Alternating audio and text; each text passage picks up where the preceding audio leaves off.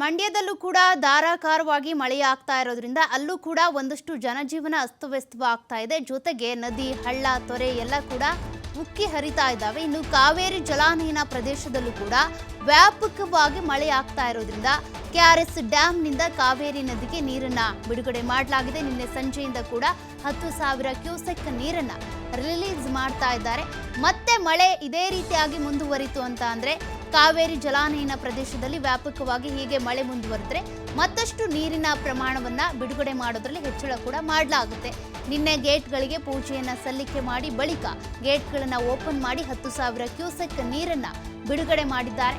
ಜೊತೆಗೆ ನದಿ ಪಾತ್ರದಲ್ಲಿ ವಾಸಿಸುವಂತಹ ಜನರು ಅಂದ್ರೆ ಆ ಒಂದು ಪ್ರದೇಶದಲ್ಲಿ ಯಾರೆಲ್ಲ ವಾಸ ಮಾಡ್ತಾರೋ ಅವ್ರು ಯಾರು ಕೂಡ ಬ್ಯಾಕ್ ವಾಟರ್ ಹತ್ರ ಬರಬೇಡಿ. ಅದೇ ರೀತಿಯಾಗಿ ಮೀನುಗಾರಿಕೆ ಮಾಡೋರು ಯಾರಾದರೂ ಇದ್ರೂ ಕೂಡ ಮೀನುಗಾರಿಕೆಗೆ ಇಳಿಬೇಡಿ, ಆದಷ್ಟು ಎಚ್ಚರಿಕೆಯಿಂದ ಇರಿ ಅಂತ ಕೂಡ ಜನರಿಗೆ ಸೂಚನೆಯನ್ನು ಕೊಡಲಾಗಿದೆ.